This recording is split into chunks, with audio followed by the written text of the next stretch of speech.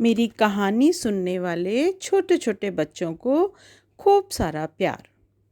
बच्चों, बाल कहानी के अंतर्गत आज मैं आपको पूनम पांडे की लिखी हुई एक कहानी सुना रही हूँ, दादी की युक्ति। आइए सुनते हैं ये कहानी।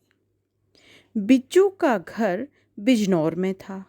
वह बहुत ही गरीब बच्चा था। बूढ़ी दादी और कुत्ता टॉमी, इसके सिवाय संसार में उसका कोई नहीं था। बिज्जू ने 6वीं तक पढ़ाई कर ली थी और अब वो शहर जाकर पढ़ाई करना चाहता था। उसने कनुआ चाचा की दुकान में राशन लेते समय अखबार में एक ताज़ा खबर पढ़ी। दरअसल चाचा उसको रोज अखबार पढ़ने के लिए दिया करते थे। यह लो बिज्जू, इसको पढ़ा करो। उस अखबार में उसने पढ़ा कि शहर की एक संस्था में स्कूल और उसके बाद कॉलेज की पूरी पढ़ाई एक ही जगह पर हो रही है, और वह भी मुफ्त में। उसने मन ही मन खुश होते हुए कहा कि वाह, घर जाकर दादी को बताता हूँ कि एक सरकारी संस्थान बिल्कुल मुफ्त में आगे की पढ़ाई करा रहा है। यही नहीं, शाम को 1 घंटे कुछ बनाने की ट्रेनिंग भी दी जाएगी और उसके पैसे भी मिलेंगे, ताकि छात्र अपना ज़रूरी खर्च पूरा कर सकें। वो राशन का थैला लेकर वापस लौटने लगा तो उसके पैर ज़मीन पर नहीं पड़ रहे थे। घर पहुंचा तो दादी बाहर ही धनिया मिर्ची की क्यारी में कुदाल से निराई और गुड़ाई करती हुई मिल गईं। दादी पूरे 60 साल की थी, लेकिन रोज 8 घंटे मेहनत करती थी। उसे गर्व था अपनी दादी पर। पहले तो उसने दादी दादी आवाज़ लगाई, फिर हाँफते हाँफते दादी को उसने सारी बात सुना दी। सुनकर दादी की आंखों में खुशी के आंसू निकल पड़े। वो तो खुद भी चाहती थी कि बिज्जू पढ़ लिख कर अपने पैरों पर खड़ा हो जाए और अच्छी तरह कमाए खाए। दादी तो गेहूं के दलिए से भी गुजारा कर लेती थी, मगर वो अकेला शहर कैसे जाएगा, यह एक समस्या थी। और दादी को मन ही मन कुछ घबराहट भी हो रही थी। यह बात राशन की दुकान वाले कनुआ चाचा को पता चली और उन्होंने तो जैसे समस्या ही दूर कर दी। उनको अपनी दुकान के काम से शहर जाना ही था। वो बोले, बिज्जू मेरे साथ जा सकता है।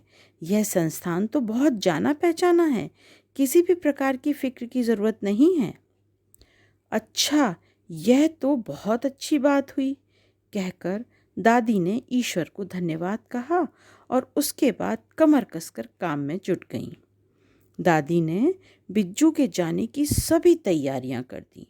जैसे बिज्जू की पुरानी पैंट को खोलकर 2 शानदार मजबूत बैग सिल दिए, नीम और जामुन के पत्ते सुखाकर उसका दंत मंजन बना दिया, पुदीने और धनिए के पत्ते सुखाकर उसका चटपटा चूरन बना दिया, जंगल से बेल मंगाकर उसको सुखाकर ताकत की टॉनिक बना दी। सूखा आंवला तो घर पर खूब सारा रखा ही था। अब दादी की सब तैयारी तो हो गई, मगर दादी के मन में कुछ खटक सा रहा था। वो सोच रही थी कि शहर की आबो हवा कहीं अपना असर न दिखा दे। यदि बिज्जू आलसी और लापरवाह बन गया तो कुछ तो करना चाहिए। वो सोच में डूबी रही। अब बिज्जू के शहर जाने का समय भी आ गया। दादी को उसका हंसता हुआ चेहरा देखकर अपने मन को थोड़ा शांत करना पड़ा, लेकिन वह मन ही मन बहुत बेचैन थी। अपना मन संतुलित करके वह बिज्जू से बोली, बिज्जू मेरे लाडले, अब तो तुम 5-6 महीने के बाद ही गांव वापस लौट पाओगे। मेरा एक काम कर देना, यह 100 पन्नों वाली चित्रकारी की पुस्तक है। तुम रोज़ सुबह उगते हुए सूरज के चित्र इसमें बना देना, मैं देखना चाहती हूँ। वाह दादी, बिज्जू ने वह खाली पुस्तिका थाम ली। वो तो चित्रकारी का बहुत शौकीन था। उसने एक सवाल पूछा, मगर दादी, उगता हुआ सूरज तो रोज एक सा ही होता है, फिर 100 चित्र क्यों? हाँ हाँ बेटा, यही तो कलाकारी है, अलग अलग दृश्यों के सूर्योदय बनाना तुम। पर दादी, मैं समझा नहीं, अलग अलग दृश्यों के सूर्योदय? उसने चौंक कर पूछा। तो दादी ने जवाब दिया, हाँ बिज्जू, तुम सुबह कभी छत पर से, कभी किसी पार्क से, कभी किसी मैदान पर से, कभी किसी कॉलोनी के छोर से उगते सूरज को देखना और चित्र बना देना। बस 1 घंटा ही तो लगेगा, फिर तो पूरा दिन ही तुम्हारा है बेटा।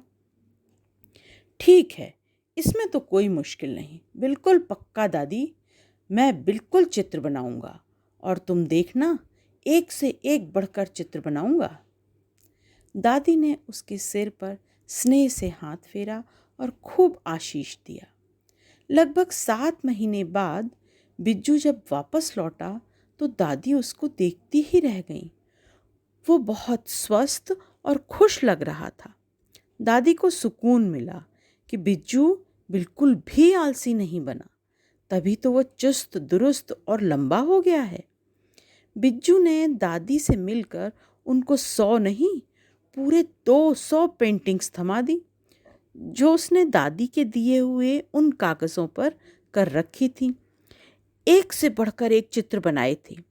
दादी ने सब चित्र गौर से देखे और राज खोल दिया कि मैं तो बस यही चाहती थी कि तुम सुबह सूरज उगने से पहले जाग जाओ और ताज़ी हवा से अपना दिन शुरू करो। यह बात सुनकर तो बिज्जू हैरान रह गया। दादी की इस युक्ति ने उसको एक नहीं 2-2 इनाम दिलवाए थे। दादी ने उसके वो पुरस्कार देखे।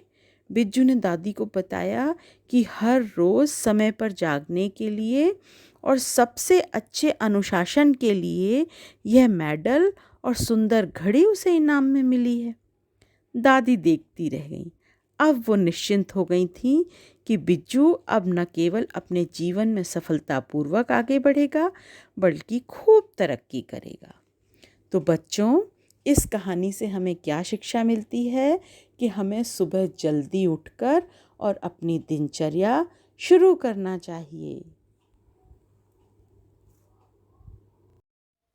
ये कहानी आपको कैसी लगी, ज़रूर बताइएगा। आपकी प्रतिक्रियाओं का इंतज़ार रहेगा मुझे। नमस्कार।